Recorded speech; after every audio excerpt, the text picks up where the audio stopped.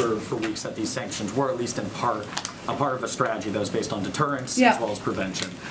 Today, with the president's comment that no one expected the sanctions to prevent anything from happening, moving forward, do you expect this slate of sanctions to prevent any further advancement or aggression from Russia?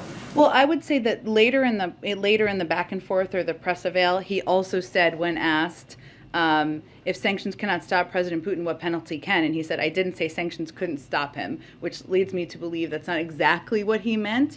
No one expected the sanctions to prevent anything from happening. This is going to take time. It's not going to occur. He's going to say, oh my God, these sanctions are coming, I'm going to stand down. The president said today, the notion that this is going to last for a long time is highly unlikely. Would he try to ensure that by lifting some of the restrictions that he's put in place on the energy industry or rethinking some projects like the Keystone Pipeline? Well, first of all, the Keystone Pipeline is not flowing, so I'm not sure how that would solve anything. We certainly understand, and he said this today, right? May have been in response to your question, I don't remember. But so that's why the president for weeks now has been engaging with a range of big global suppliers, some in the Middle East, others, to see what we can do to ensure there's supply out there in the market to reduce the impact on the American people. Did the president ever consider ordering U.S. companies to stop importing Russian oil? I don't have any prediction of that at this point, Peter. We announced some significant sanctions today. Our objective is to ensure there is the greatest economic pain on Russia, and not on the Russian people, but on President Putin, and to minimize the impact on the American people, including companies here in the United States. Targeting the Russian energy industry is totally off the table. Is that what you're saying, Khalid? What I'm saying is that our measures were not designed to disrupt in any way the current flow of energy from Russia to the world. Now, we have also said we're going to cut off Russia's access to cutting-edge technology. That technology can be used across many sectors. And so as it relates to Russia's long-term productive capacity, we are seeking to degrade that capacity, but nothing in the short term as it relates to energy. To be clear, our sanctions are not designed to cause any disruption to the current flow of energy from Russia to the world. We've carved out energy payments on a time-bound basis to allow for an orderly transition of these flows away from sanctioned institutions. But I wanted to give you a chance to respond. Senator Ted Cruz is speaking at CPAC, and you came up. He called you "quote unquote" peppermint patty and has encouraged people to boo you. So I wanted to. Don't tell him I like peppermint patty. So I'm not going to take it too offensively. Senator Cruz, I like peppermint patty. President's comments earlier today, so he did say to give it a month to see if these sanctions work.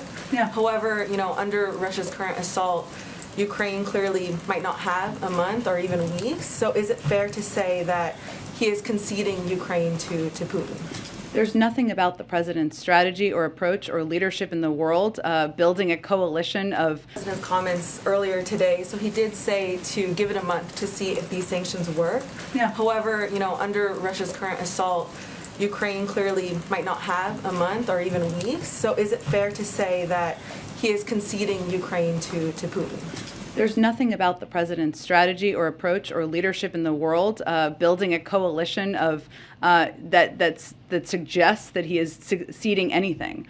Question. You said it would take some time before it affects the economy and inflation. What's the timetable? How long do you think it will take until you have demonstrable results?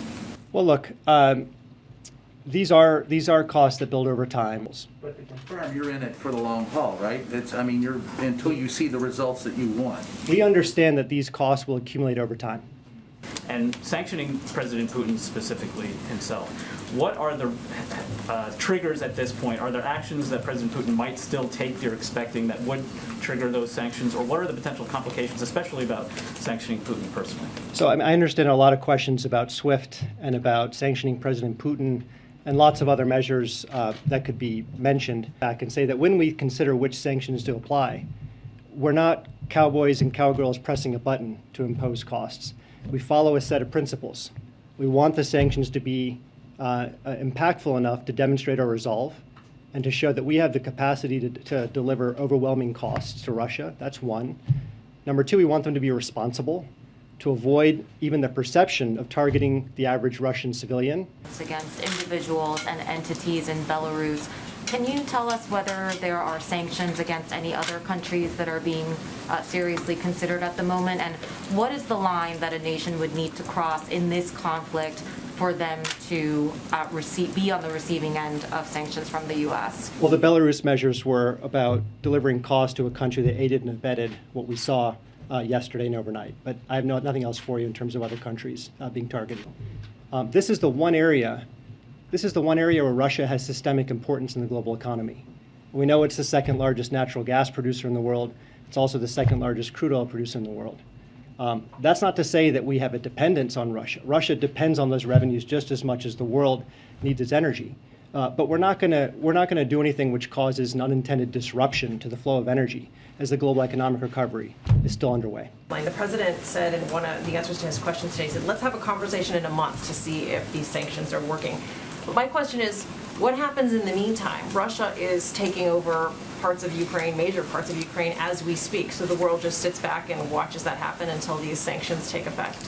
Look, we can't dictate Putin's actions. What we can do is what's within our control. Administration officials have repeatedly said, yourself included, that these sanctions are meant to deter and prevent Putin from moving forward, from acting.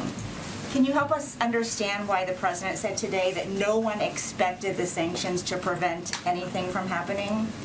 And then secondly, on a quick one on Putin sanctions, without talking about when you might trigger them, can you help us understand what harm they would do to him personally if you were to sanction Putin? Look, on your to avoid, ultimately, the goal of our sanctions is to make this a strategic failure for Russia. And let's define a little bit what that means. Strategic success in the 21st century is not about a physical land grab of territory.